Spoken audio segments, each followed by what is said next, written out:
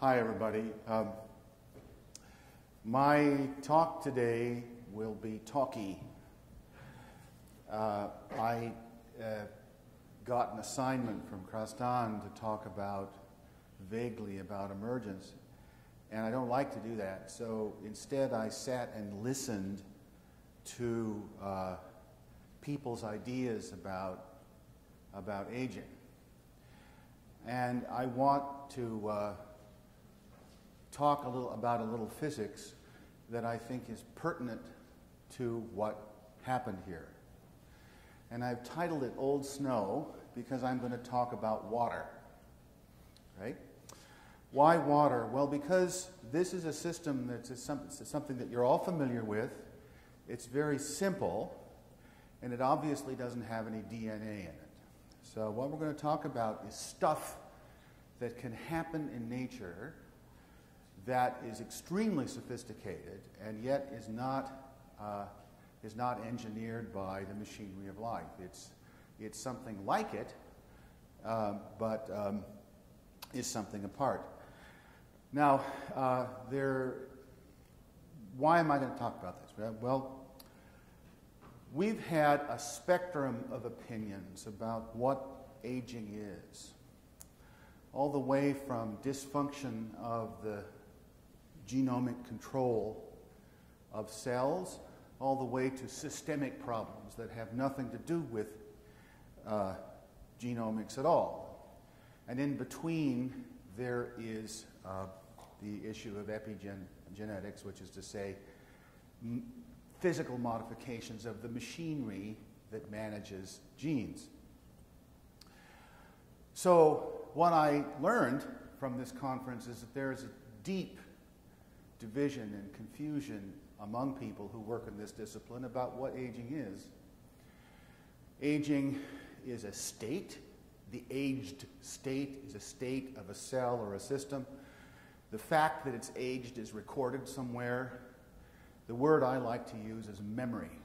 So somewhere in the aged thing is a status or a memory of the fact that it's aged. And one of the things we're trying to understand is where that resides. Why is that? Well, because you want to make therapy. And the kinds of therapy that you try depend on where you think the agedness resides in the system in question, right? So that's the context in which I'm going to talk about this. I'm going to talk about snow. Now, these are pictures that you've probably seen before in one incarnation or another.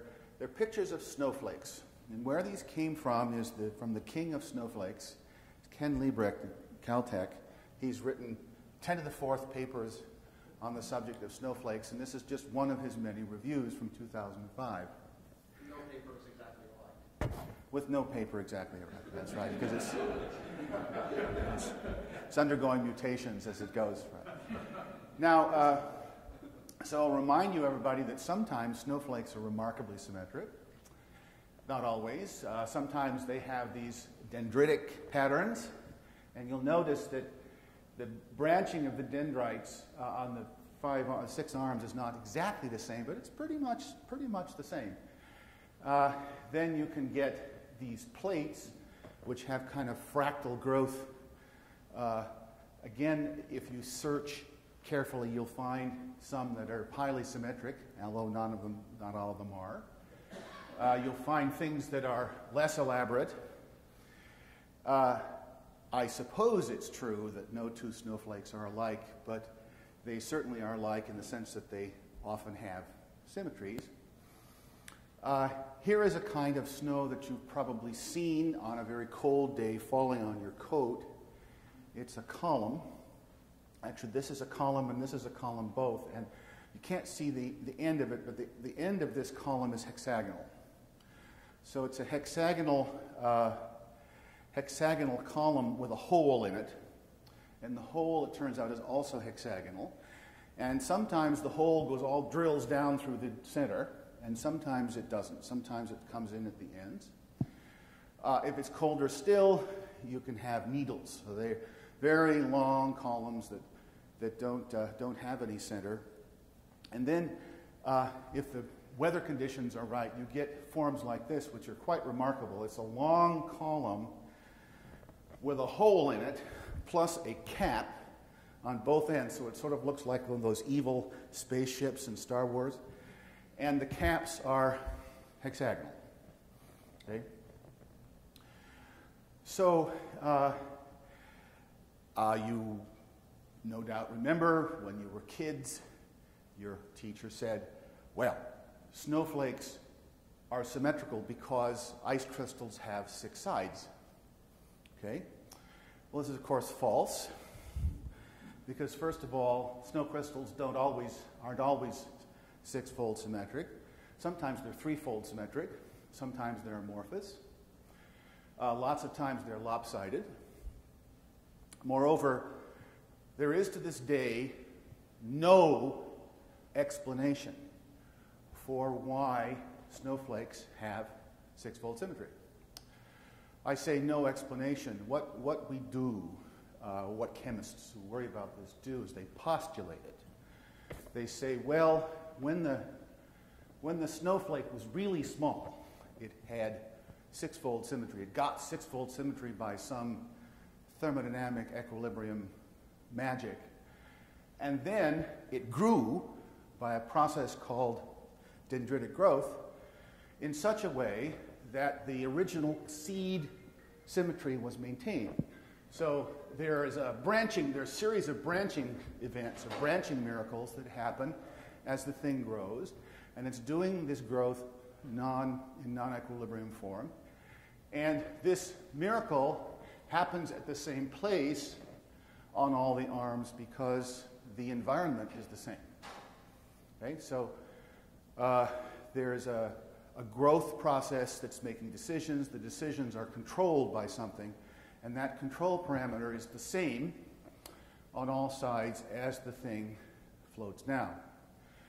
I'll remind you all also, if you've had one of these things can get big. Okay, so on a sort of warmish winter day, when one of those things comes on you, it's 1/4 of an inch big.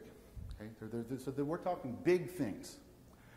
Big things with enormous symmetry that, as far as anybody knows, there is no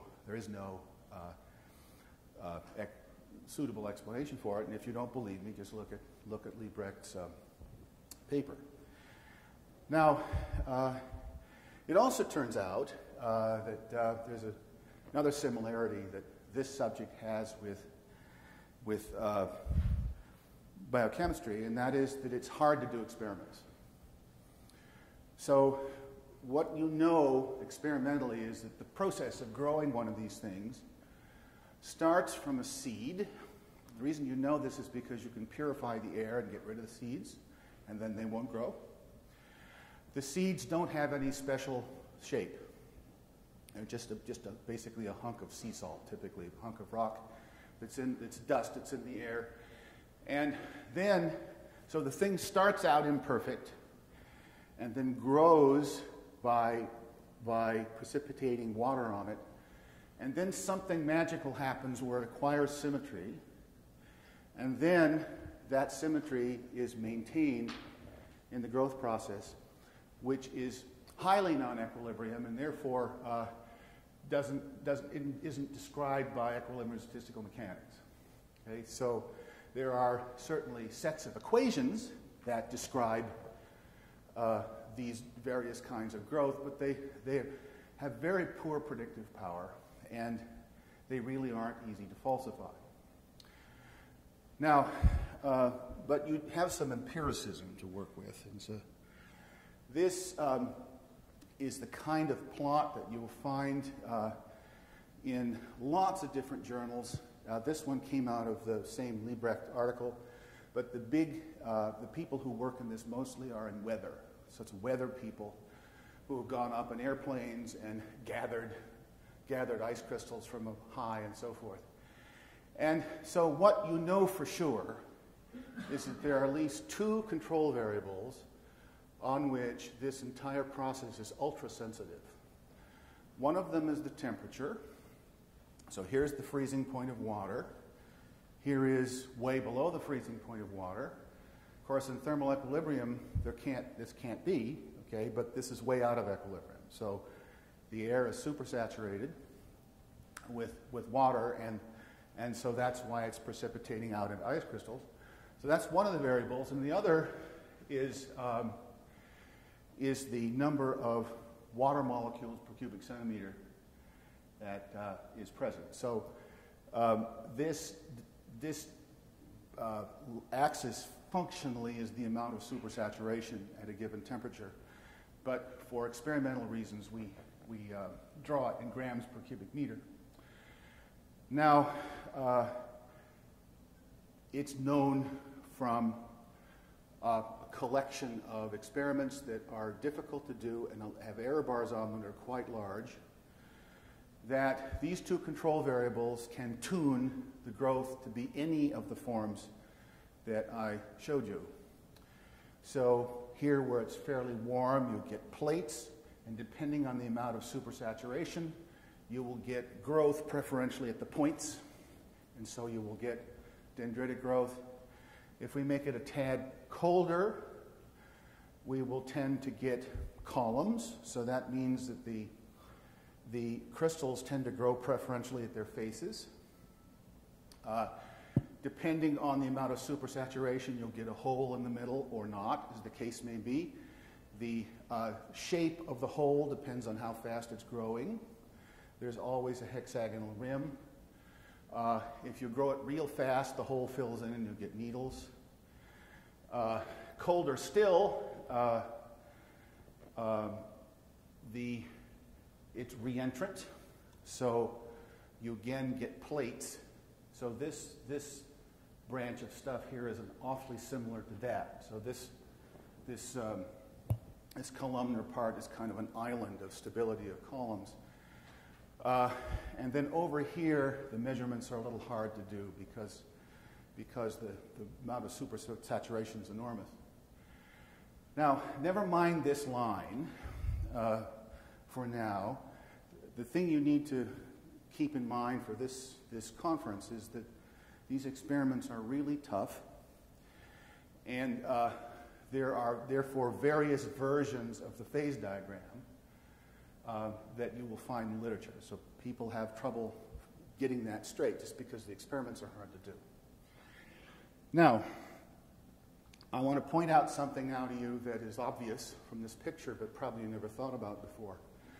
These things are phenotypes, okay?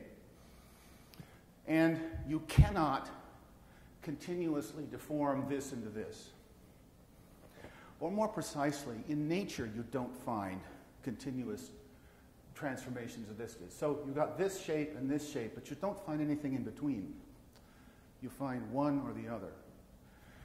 This is not a phase transition problem, but it has all of the same characteristics of one, namely that when the sample size is very small, when the crystal is very small, there really isn't any way to distinguish these various shapes because it's too small. So they can be deformed continuously into one another. But as the size grows, it becomes more and more and more implausible to continuously morph that shape into this one. So that means that this picture that I've drawn for you here has sharp boundaries. Okay? So when the sample size is small, the boundaries aren't sharp, they're fuzzed. But when the size gets bigger, the divisions between these behaviors, which are called regimes in snow crystal literature, become sharper and sharper. So you get this or you get this, but you don't get anything in between. And it has to do with the behavior of growth. The proof that this is so is the fact that when you go out in the field and look for shapes, you only find the small number of phenotypes. Now, This is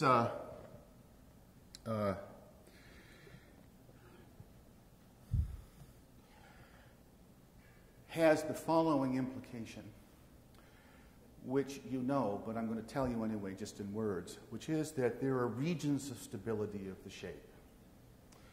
So we have control parameters here which are changing the behavior, and they have the power to change the behavior over the complete range of behaviors that you see. Nonetheless, there are regions of stability. So if I change the growth conditions just a little bit, nothing happens. Nothing happens, nothing happens, nothing happens. Wham! Something big happens, qualitative change. That means two things that biological systems do are happening here without any DNA. One of them is the formation of basins of attraction. That is to say, stability, or shapes and behaviors that don't depend critically on details. So, for example, we might have an organism behaving in some way. You knock out a gene to see what happens, nothing happens. Okay? Knock out another one, nothing happens. Knock out another one, nothing happens. Knock out another one, wham. Okay? So when you have emergent long-scale behaviors, as you have in snowflakes, it can be simultaneously true that you have insensitivity to changes in the initial conditions and hypersensitivity to it, depending on how far you push. Now, I also remind everybody that there's nothing going on here except water. There's nothing in this problem except water and a vehicle for transmitting it, which it turns out is air. Turns out the air doesn't matter much. What matters is the partial pressure of water. So basically, there's one actor here, which is water. You couldn't imagine a simpler thing, and you couldn't imagine simpler microscopic equations. You just got water molecules interacting. Nonetheless, computing this diagram is beyond the ability of all the computers that exist today. It is not possible to predict this graph. And that also is characteristic of things that are forming structures stably, that when you're in one of these basins of attraction, you don't need those equations. Okay? You know that regardless of what's going on down here, you're going to get a column. And it'll always be the same. And if you're over here, you know you're always going to get a plate, and it's always going to be dendritic. And so you don't have to have those microscopic equations. The behavior is regulated by what we call a fixed point phenomenon. It's a behavior that emerges that makes a law. In this case, the law is that the crystals have 6 sides and they're symmetric, and in this case, they're dendritic. That's always true, regardless of microscopics. Similarly, if we try to compute the behavior starting from microscopics, we have a problem with these dashed lines. We get near them. If we make a little mistake, we go over this way, or we go over this way. And so these bifurcations turn out to be really bad news for predictive power based on microscopics. So you have two things simultaneously. One is you have total stability. So when you're in one of these behaviors, you can predict the behavior. The behavior is stable and robust. At the same time, the very same thing that causes the behavior to be robust prevents you from ever calculating it for first principles, because these bifurcations, these decisions, are unstable. Okay? Now, this doesn't prove that any of these principles are operating in life, except why not? The things that I'm showing here are quite ubiquitous. You can't find a crystallization system that doesn't do this. There's nothing special about water. They're all complicated like this. They all have basins of attraction. They all have equations that you can't write down because they're too complicated. They all have underlying systematics that are in principle very simple, but you can't forward solve them. Well, what about the fact that living things are dynamic? Here I've got control parameters that I, the experimentalist, am changing. Well, all I have to do to make behavior that's like what living things do is to provide a feedback loop so that the control parameters become a function of what the thing is doing at the particular time. And it's very, very easy to do that. It happens all the time in your computer. This is precisely how computer memory works. And so the principles of growth that I've described here are in fact principles of dynamic things that have feedback. What they tend to do is they tend to lock in the stable states. And if you attempt to tune them to one of these things, they're unstable. And they have memory. So if you get into one of these basins of attraction and the thing is feeding back on itself, it'll stay there. Okay? So it is perfectly possible for multi-stable systems with feedback to have memory.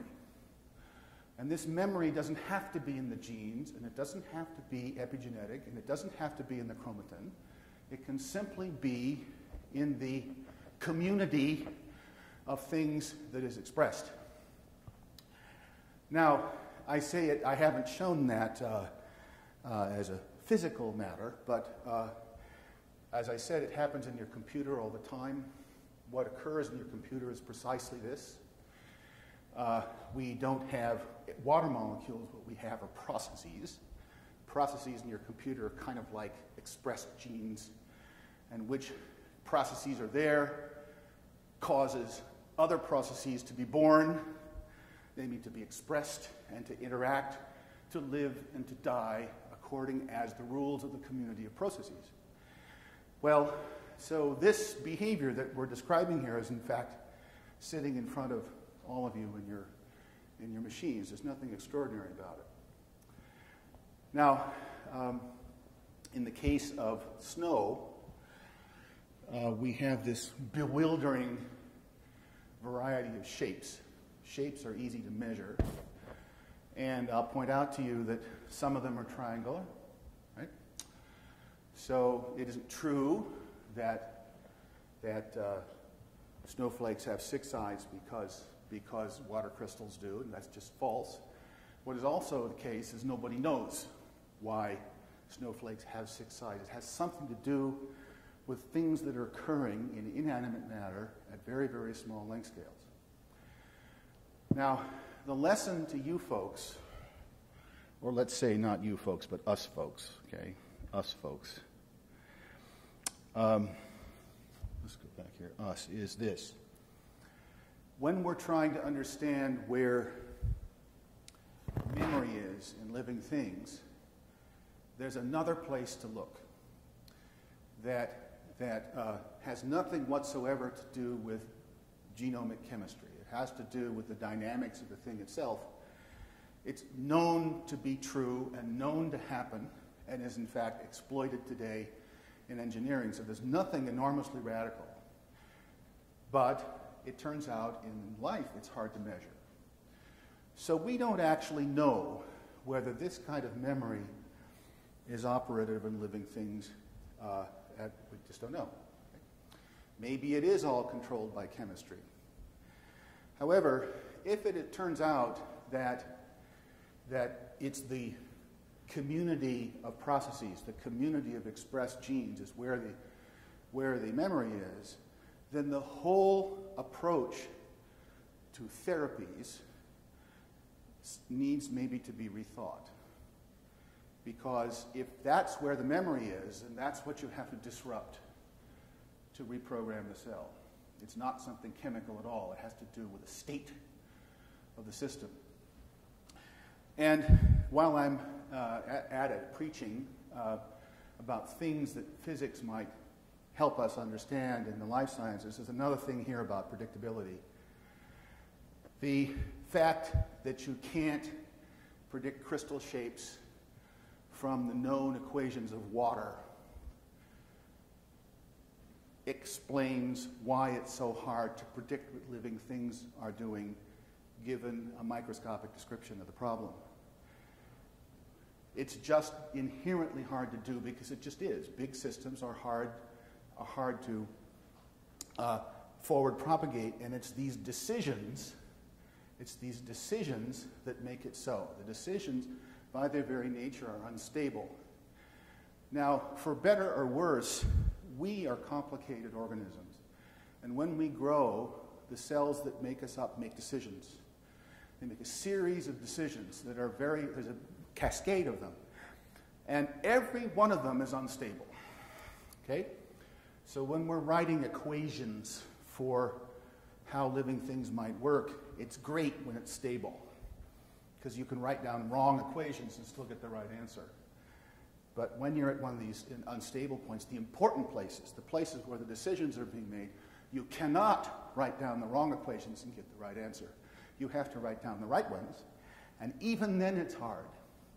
So the entire idea of making a massive bunch of equations or a massive database with mistakes in it that you're then going to forward propagate and understand everything is incompatible with what we know about the simplest things in nature. And for that reason, I'm pretty sure is just a wrong concept, something that is not going to happen. Clues to how one might make therapies and how one might intervene is fine. But actually, the predictive power, forward-going predictive power, probably isn't there and probably never will be because it violates the laws of physics. Now, of course, there's another place where aging is relevant. Somebody made a joke about yellow snow. Okay, once these structures have formed, things happen to them that have nothing whatsoever to do with their growth process. They're not controlled. They're not controlled by either of the two control variables I described. They're controlled by stuff that happens, and the snow compacts into corn snow, and eventually becomes glacier, which is to say it dies.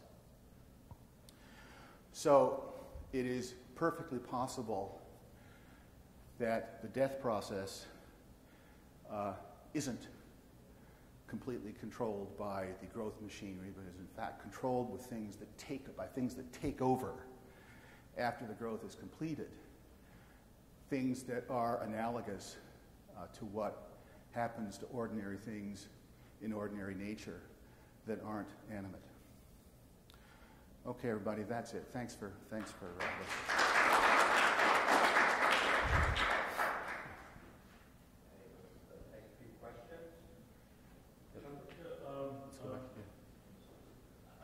I think it's very easy to appreciate, as you argued very nicely, about the difficulty or mostly fast-moving computing, at least from microscopic basis.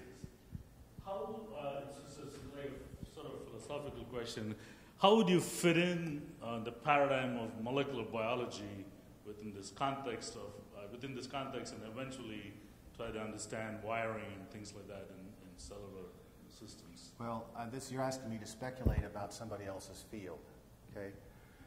I'm a theorist, I'm a theoretical physicist, and so what I think I have learned from studying other branches of physics is that that's a bad idea. What I need to do is go backwards from the facts. And that's what this kind of problem is. Now, when you write equations, when you're in a emergent universe and you write equations, those equations are describing these stable things. And this turns out to be very important. You haven't identified the stable thing unless you can write an equation for it. So that's very useful. You're trying, at least I'm looking at living things and trying to understand the control structures. And what I'm looking for is stable set points. Okay? So when I'm a cell and I decide I'm going to be a liver, That's pretty stable. Okay, I decide I'm going to be a neuron. I've done something. I've gone to a stable set point. So as living things grow, they're making a series of decisions where they're bifurcating depending on circumstances and then becoming stable. So you have to, in the case of snow, in the case of living things, you can't predict those things. You have to work backwards from the facts. And this is unbelievably painstaking, as you know perfectly well, but unfortunately that's the way nature is. So, Bob, let me ask you this. So you've got this wonderful cartoon here. We'll just change this from snowflakes to people, okay? This is fetal development, this is youth, this is adulthood, and this is old age. And what you basically said is, this is the things we need to know about. These things that are very unstable, they're transitions, they're somewhat hard to predict, yet there has to be something because everybody goes through the same basic developmental process. I mean, children get older, they go through puberty, you become an adult, eventually, women go through menopause, and this is measuring things over decades, okay? Right. So there has to be something. You can't just argue, I don't think, that this is just some sort of thought collective of the whole network. It's really either random chaos or it's programmed. And I sort of like the programmed aspect a lot. And it seems like it makes a lot of sense. We're in speculation land here, but as you know perfectly well, this definitely happens during development. Okay? At least in embryonic part of development. So there's a whole bunch of bifurcations that cells make that are relevant to organ formation and so forth, and they're very, very sophisticated. Now we ask, what happens in the later stages of life? Are you just becoming yellow snow, or is there something in the genomic program? One of the things I'm pointing out here is that there can be programs that aren't genomic. Okay? They come about because of nature. So why do snowflakes become ice? It's not because the growth process made it so. It's because there's some physical thing that happens that degrades their structure later. Now, one of the things we want to try to do is differentiate between those events that are preordained by events beyond genetic control and those that aren't, those that can be remediated. Now, maybe the only way to find out is to try, but that dichotomy that I've just described is the difference between what Jeffrey said and what the therapist said at this meeting. Okay, Jeffrey said there's a system, it's locking in, it has preordained behavior. The other is that everything is in the gene, you can control it. The truth is probably somewhere in between, and or let's say it has both elements. And so what our task is to find, if you're making therapy, you have to find the knobs that are tunable and tune them, and not fool around with the knobs that can't be tuned. I'm not sure where to begin here. Maybe just a couple of comments. First of all, the reason this is so complicated is partially because water is very complicated at the atomic scale. And there's many, because you can take other materials, which are simpler, organic liquids, which is what most of the field of dendritic growth worked on because ice was too complicated, and they have much simpler diagrams. And therefore, you can unravel things in a physical system that you often cannot do in a biological system by going to simpler examples of subsets of the diagram. So I heard one thing at a time. Okay, that's one point. There is, to the best of my knowledge, no case of a crystallization phase diagram being worked out from first principles. I don't know of a single case. No, so then that's the next point. Okay, so now when you look at something like this and say, what do you mean? What do you mean by work out from first principles? You want a calculation that would say, if somebody tells me precisely what point I am in that diagram, they tell me what the structure is.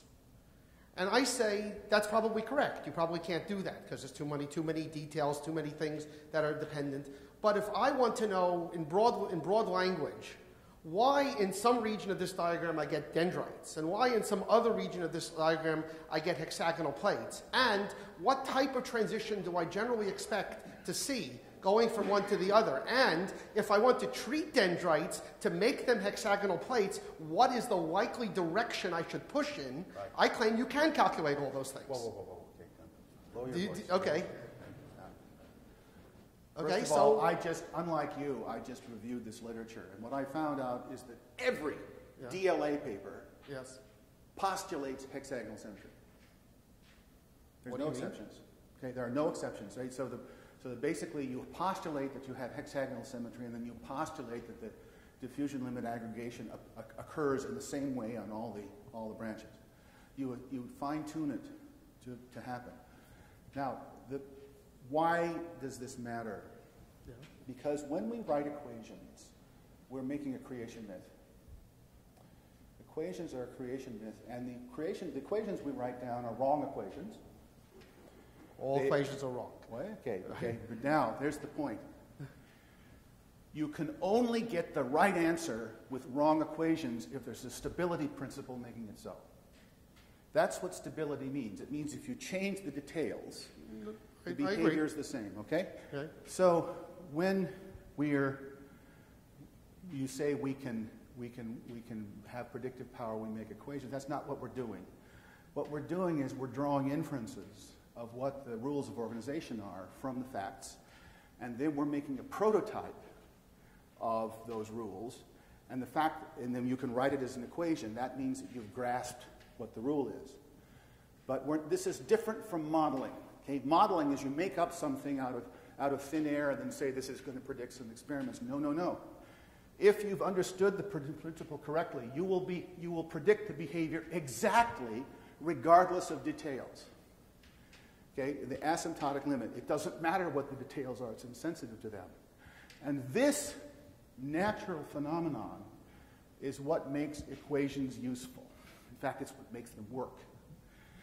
And we already have circumstantial evidence now through trying to model living things that this kind of stuff is happening in biology. Okay? Now, I myself think that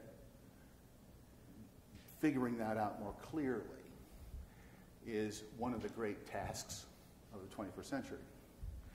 Namely, is evolution. Did evolution exploit an engineering principle to make its forms and functions? Anyway, aside from the philosophical frosting here, we understand each other, that there are some cases where you can anticipate what will happen. And those are very good things, because when you've achieved that, you have understood a principle of organization. And the fact that your equations work proves it. And once you've got your hands on one of those things, then you have very powerful predictive power, because what comes out doesn't depend sensitively on the tails. In other cases, it does. All right, I'm talking too much. I should be. So, was there? Well, I think this is a terrific place to take a break, I think.